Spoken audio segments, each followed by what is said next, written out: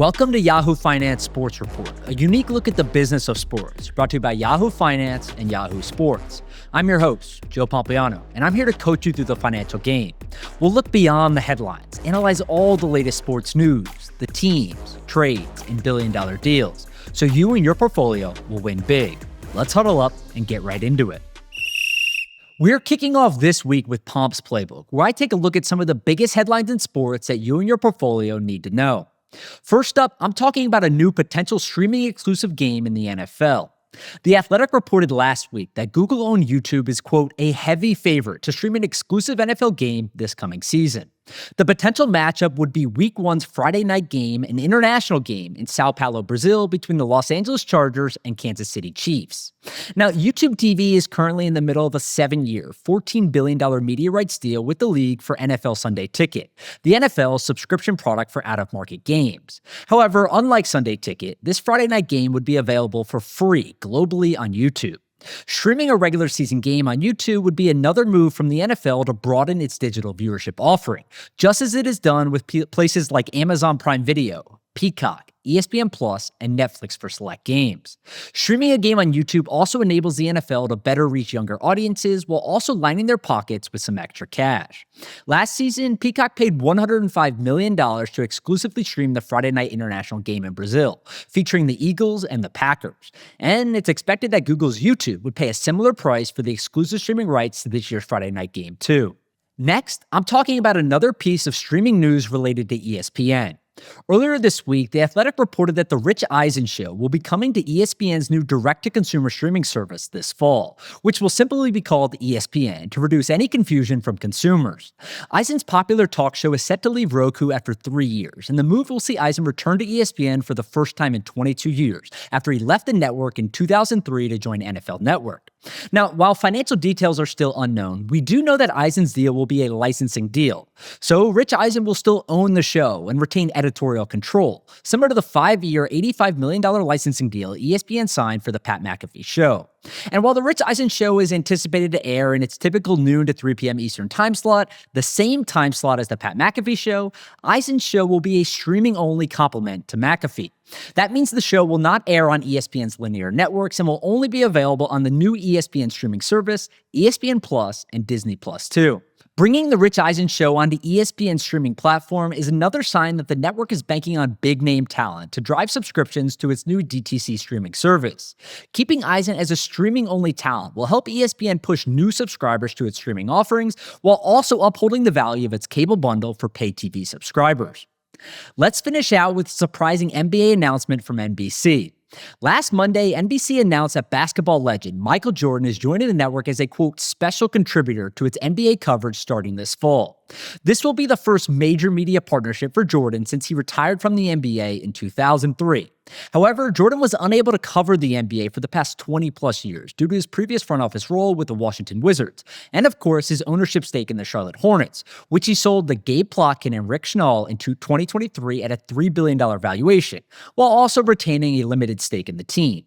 Now, while it's currently unclear what exactly his special contributor title will look like, a person familiar with the deal told CNBC that Jordan will, quote, not be a regular in the lineup, but will appear throughout the season, end quote.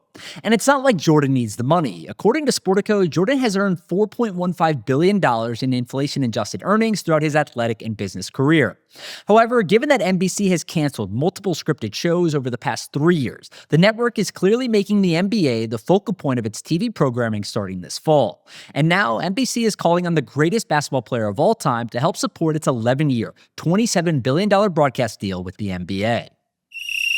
This week for the Deeper Dive, where I give you a play-by-play analysis of news in the sports world and its significance to your bottom line, we're talking about the upcoming WNBA season.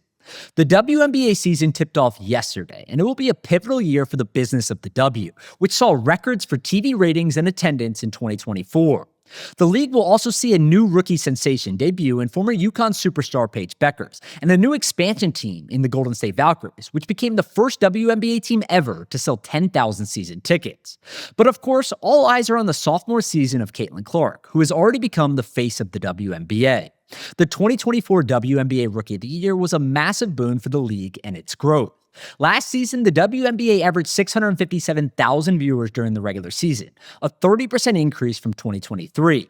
But what's even crazier is that Clark's Indiana Fever games averaged 1.19 million viewers compared to the 394,000 average viewers for every other WNBA game last year, a 200% difference.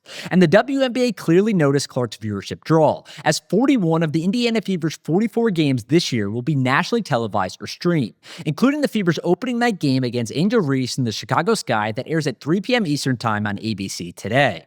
Now, the WNBA was able to capitalize on the momentum, its league-wide boon, and Clark's superstardom by signing an 11-year, $2.2 billion media rights deal with Disney, Amazon Prime, and NBC that starts with the 2026 season. The $200 million annual deal is worth 6 times more than the WNBA's current broadcast deal with ESPN, and the league can earn even more media rights revenue from additional deals with other TV partners. However, while the WNBA is surely happy with its new deals, its media rights money will be a point of discussion for its upcoming labor negotiations with its Players Association. As we've discussed on this show before, the WNBA's Players Association opted out of its current collective bargaining agreement with the WNBA this past October to negotiate a new CBA for the 2026 season and beyond.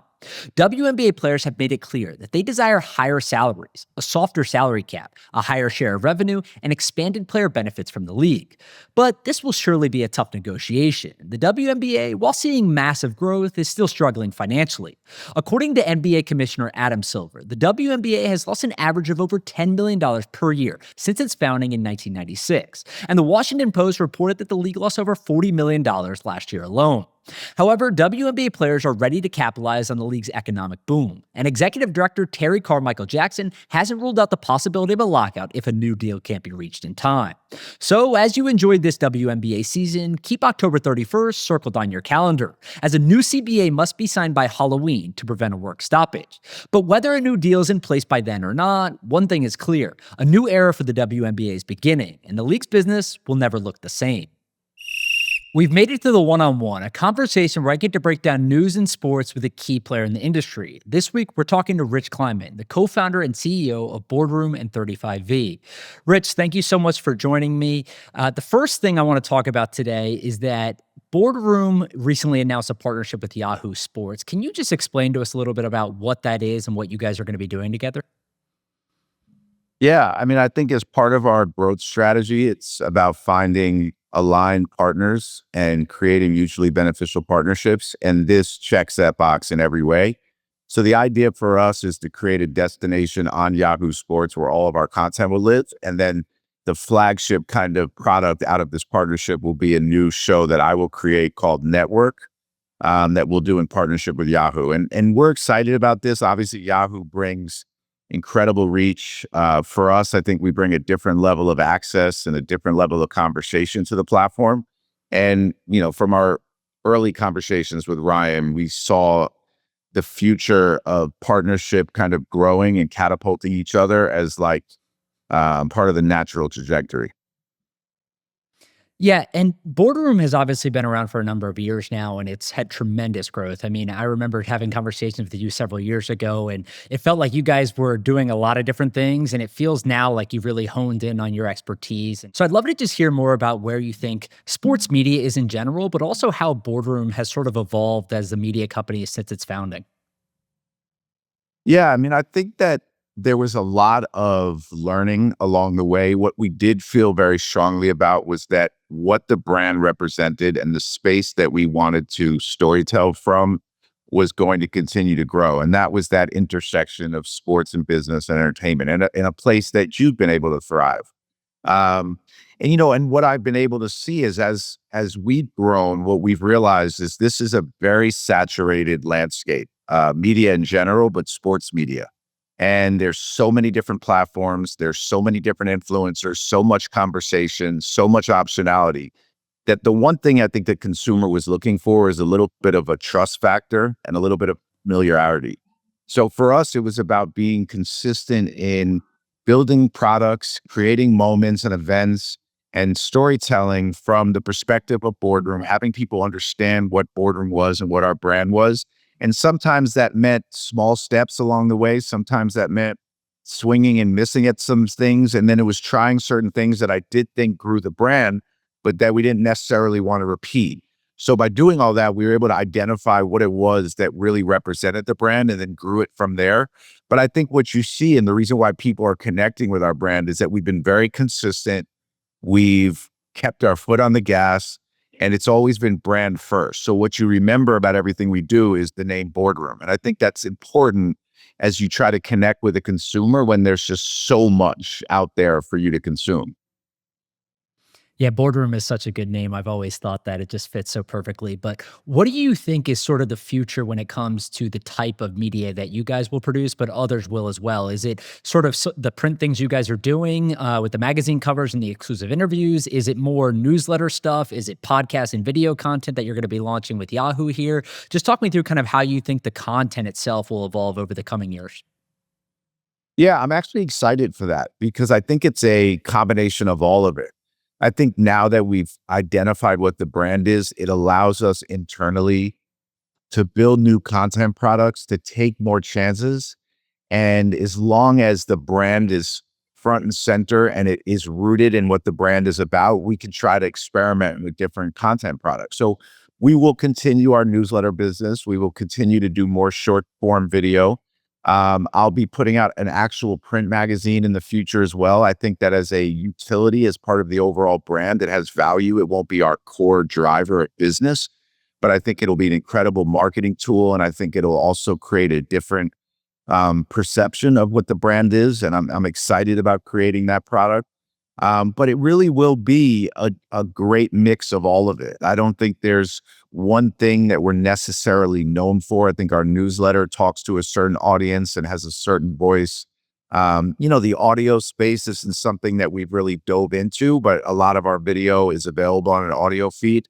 And I'll also be looking at more long form content that will license to third parties. I think there's more stories, documentary and film that we can look to create now that the brand has been established. Yeah, it feels like as the company's gotten bigger, you guys are really thriving in multiple different areas, which is probably important as you continue to expand. But for anyone just joining, we're here with Rich Kleiman, the co-founder and CEO of Boardroom and 35V. Rich, you have partnered with Kevin Durant on these businesses, right? When the media side and the investing side, and it's sort of created this nice flywheel here where you guys have distribution on the media side, but you're also making a number of investments as well through 35V over the last decade, but I imagine continuing into the future as well. What is exciting to you right now on the investing side? I love looking at consumer products that have proven concept, that are in a growth stage, that are looking to us for a bit of strategy, looking to us to utilize the platform we built to help add value, and looking to us to kind of align appropriate talent where necessary.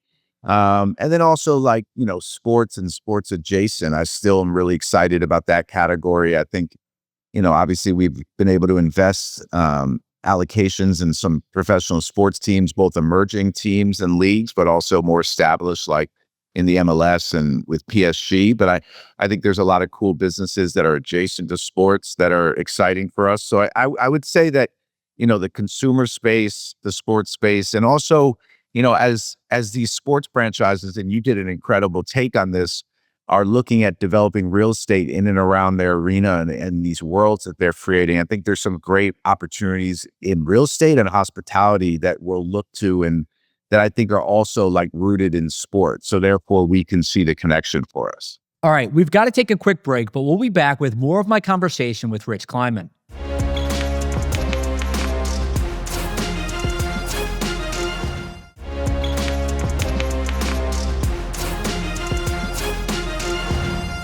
Welcome back to Yahoo Finance Sports Report. I'm your host, Joe Pompliano. I'm here with Rich Kleiman, the co-founder and CEO of Boardroom and 35V. Let's talk about the NBA. Obviously, you have a lot of experience in and around the NBA over the last several decades. You've sort of seen the league transform during that time period, but there's been a lot of chatter about the league. Specifically, it feels like over the last couple of years. At the beginning of this year, there was a lot of people talking about the ratings and everything was down and everyone was saying that the league was kind of going away or fading. But it seems like that has sort of turned around over the last few months. Ratings ended the year essentially flat, if not up a little bit year over year. And the NBA playoffs specifically specifically this postseason have been tremendous. I mean, the ratings are great, but the games themselves have been really good as well. What is your overall feedback and just kind of 30,000-foot view on the state of the NBA today? Yeah, I mean, I'm biased, I guess, because I personally feel like the NBA, is as entertaining as ever. I think they've got a crop of great new young stars, which I think could have been a concern as Steph and LeBron and KD and these guys have gotten older. But when you see Ant and Wembanyama and a lot of these young stars coming into their own, the league is in a good place from that standpoint. I think that what's happening is the consumer behavior has changed.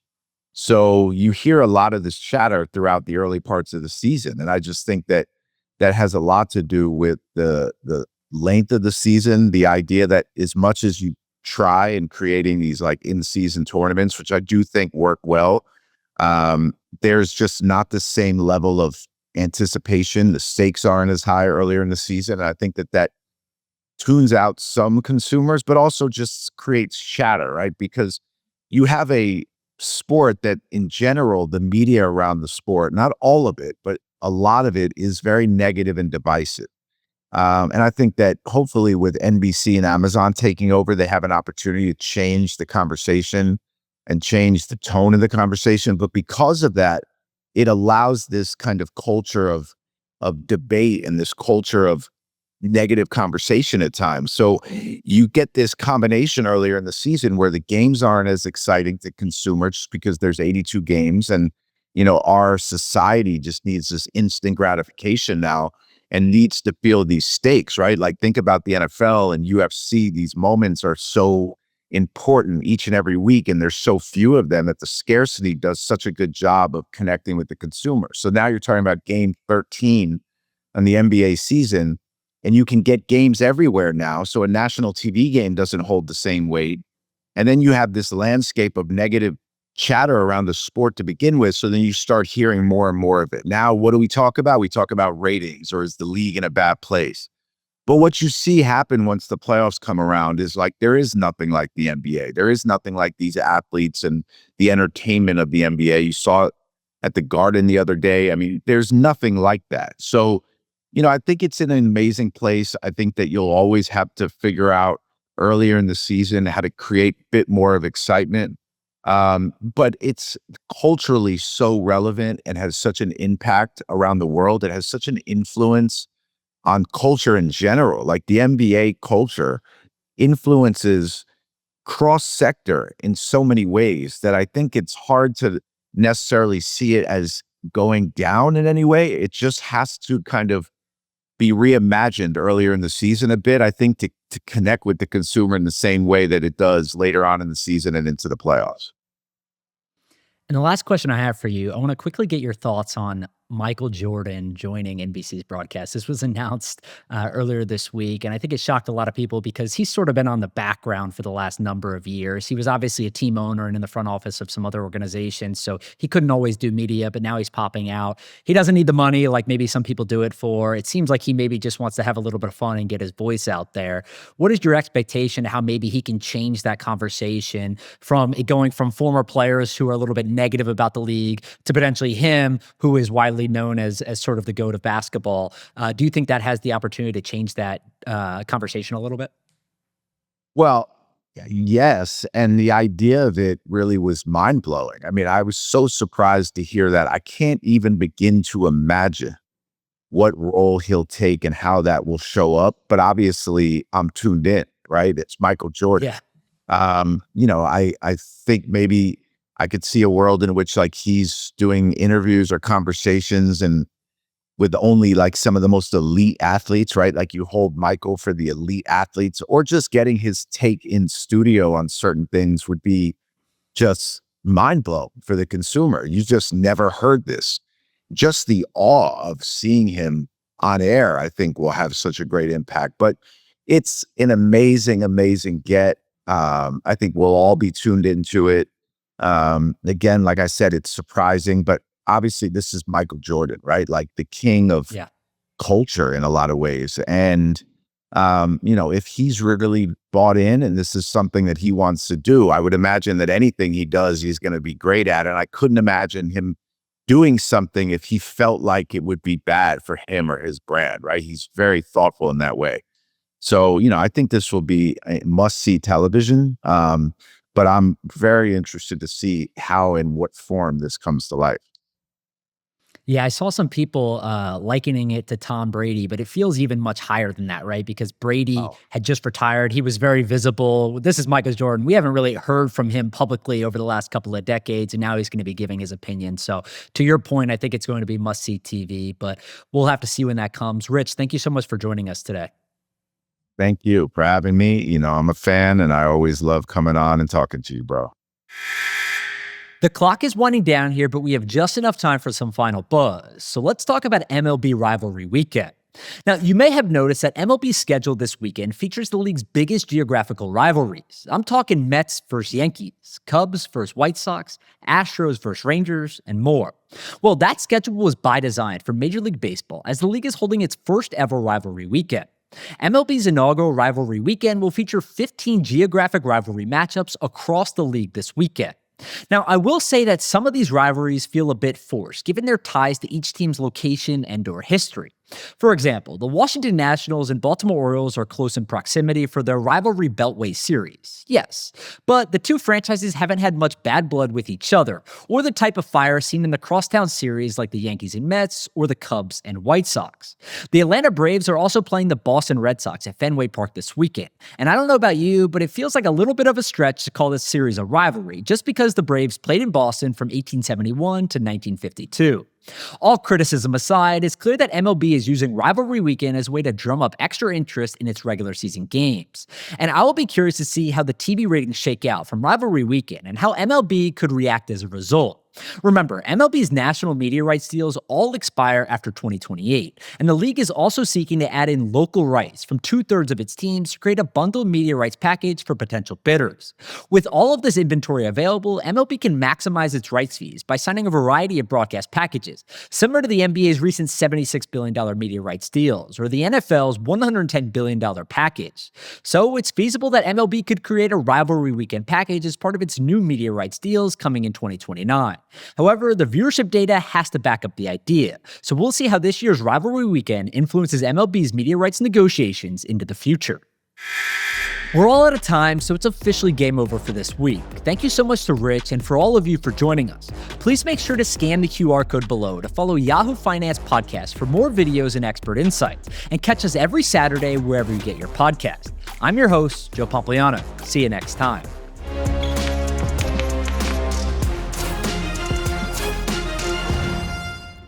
This content was not intended to be financial advice and should not be used as a substitute for professional financial services.